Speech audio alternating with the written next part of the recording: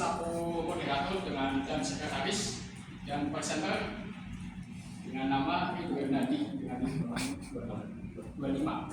Ya, silakan Mas Ibu. Oke, langsung saja dimulai. Di sini saya akan mempresentasikan 4 topik bahasan ya. Yang pertama itu ada pengertian pragmatik, yang kedua ada pengertian dan teori tidak tutur. Selanjutnya tidak lokusi, ilokusi dan perlokusi. Yang terakhir ada presposition atau peranggapan. Terus ada konvensional dan inkonvensional dalam tesis. Yang pertama, topik pertama itu ada pengertian pragmatik. Di sini kata pragmatik itu dalam bahasa Indonesia merupakan serapan dari kata pragmatik yang ada dalam bahasa Inggris. Pragmatik sendiri diadaptasi dari kata pragmatikos dalam bahasa Yunani, yang berarti itu berkaitan dengan fakta. Kata pragmatikos berasal dari bentuk pragma yang berarti perbuatan dan berangkat dari pratein yang berarti berbuat atau melakukan. Selanjutnya menurut Charles Morris tahun 1938 halaman 6, pragmatik merupakan salah satu cabang semiotika atau ilmu yang mengkaji tanda ya, selain semantik dan sintaksis. Semantik itu mengkaji hubungan antara tanda dan maknanya, sedangkan sintaksis itu mempelajari hubungan tanda atau satu dengan tanda, atau sintaksis itu mempelajari hubungan tanda satu dengan tanda yang lainnya. Sementara itu pragmatik itu membahas hubungan antara tanda dengan penggunanya.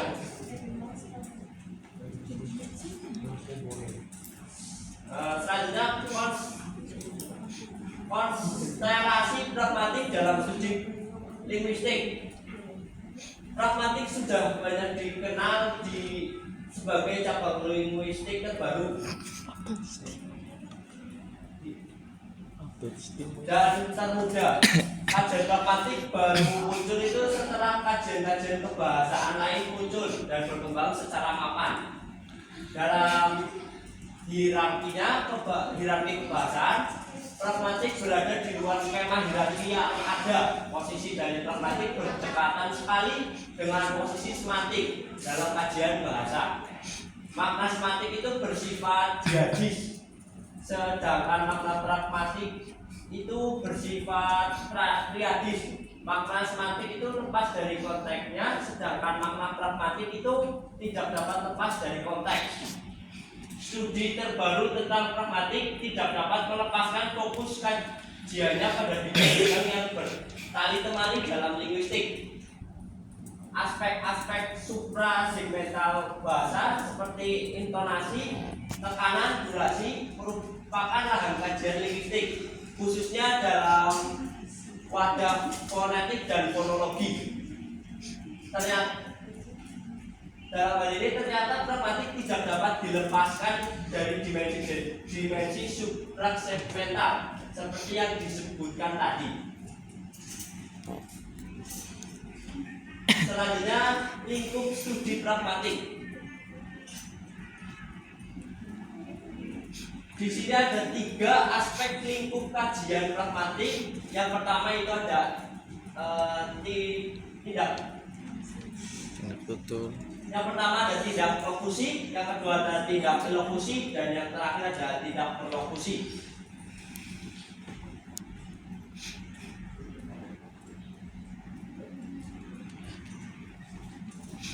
Yang pertama kita jelaskan dulu pengertian tidak tutur.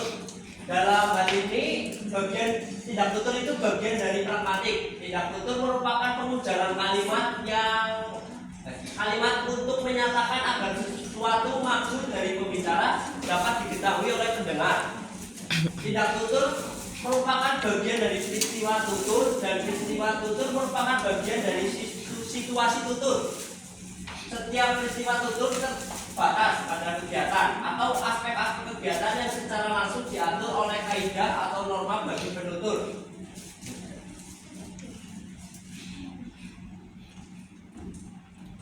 Selanjutnya kita masuk dari bagian tadi. Yang pertama, tindak lokusi. Tindak lokusi itu mengatakan atau adalah tindak mengatakan sesuatu. Makna lokusi merupakan makna yang literal. Makna literal dasar dari sebuah tuturan yang disampaikan melalui kata-kata dan struktur pembahasaan tertentu yang terdapat dalam sebuah pertuturan.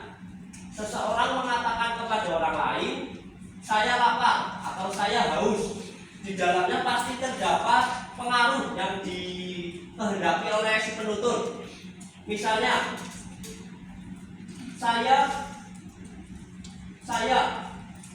dia menghendaki sesuatu untuk diminum atau sesuatu untuk dimakan.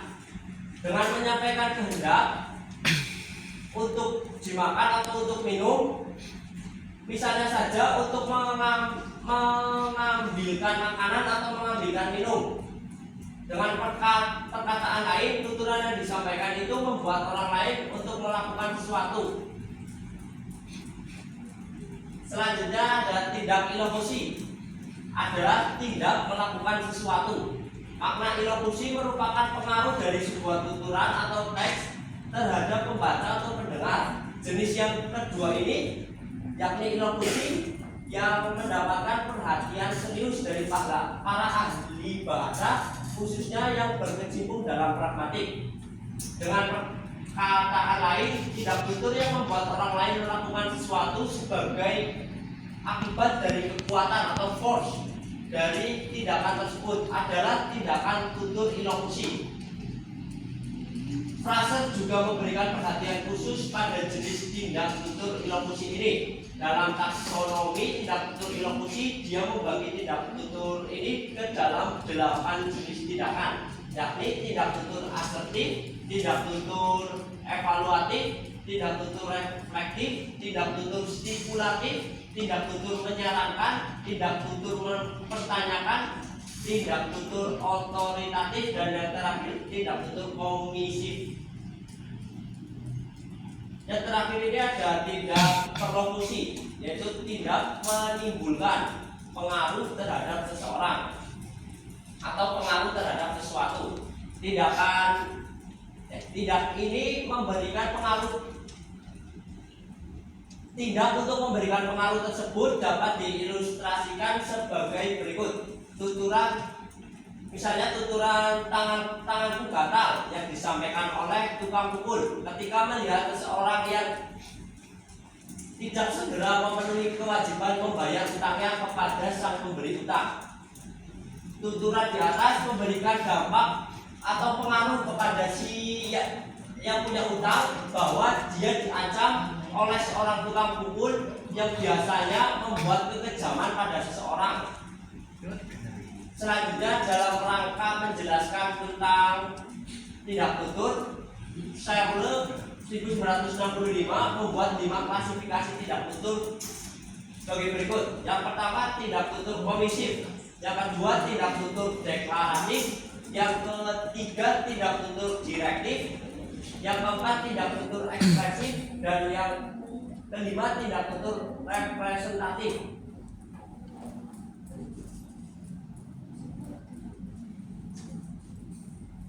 Selanjutnya kita membahas topik deeksis.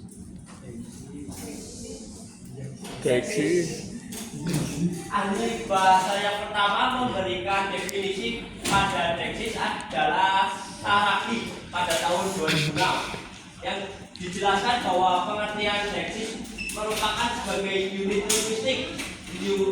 Unit linguistik itu ada 4 bagian, yaitu bunyi, kata, frasa, dan klausa. Dengan rujukan atau maknanya ditentukan oleh konteks dengan rujukan ke pemakai bahasa.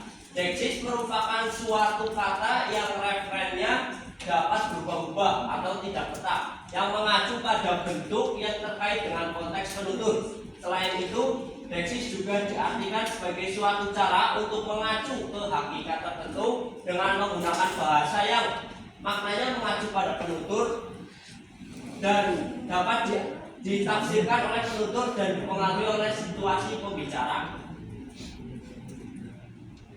Di sini ada 5 jenis deksis. Yang pertama itu deksis persona atau deksis perorangan.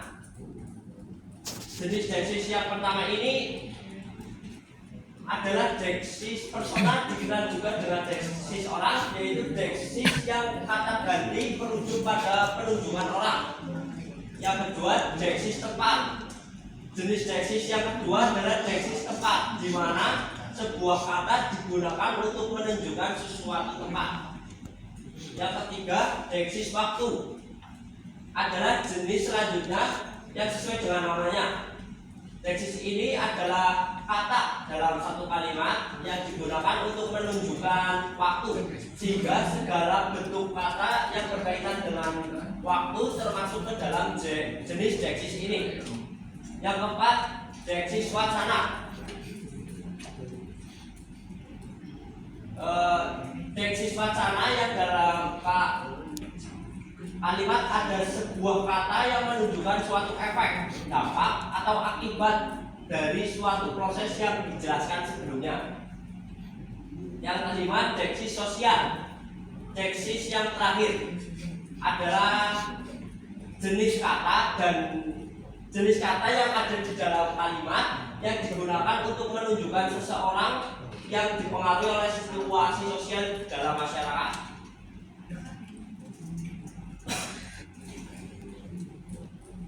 Selanjutnya yang terakhir itu ada praanggapan atau preposition. Preposisi adalah sesuatu yang diasumsikan oleh penutur sebagai kejadian sebelum menghasilkan suatu tuturan. Yang memiliki prosuposisi adalah penutur, bukan kalimat. Mungkin sekian presentasi dari saya. Silakan jika ada yang ingin ditanyakan.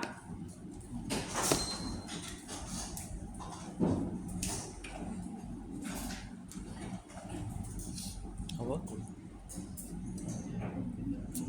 Ya itu. Silakan Ciku. Saya ingin bertanya tentang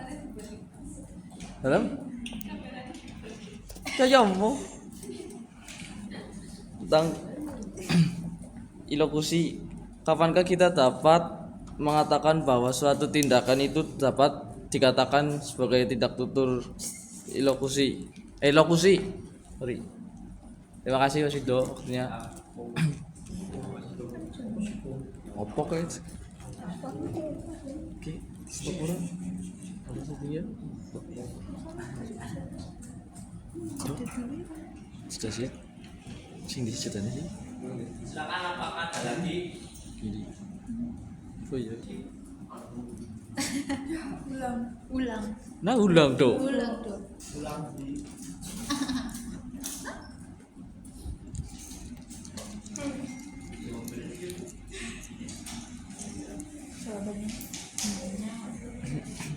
Oke, si menjawab pertanyaan dari Cipu.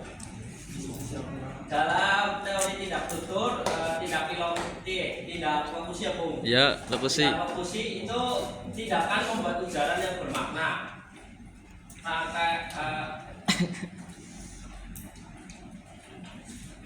Seperti yang sudah dijelaskan tadi, itu tindak lokusi itu tindakan membuat ujaran atau tadi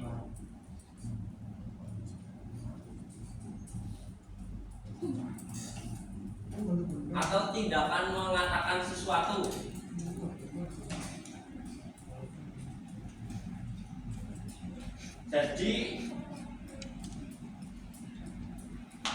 Jadi tindakan mengatakan sesuatu, jadi mengatakan dan dilanjutkan dengan adanya tindakan, itu dapat dikatakan tindak lokusi.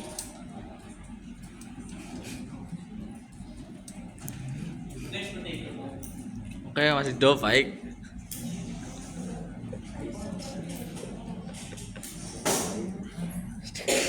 Baik, sekian presentasi dari Mas Rido dan saya selaku moderator dan sekretaris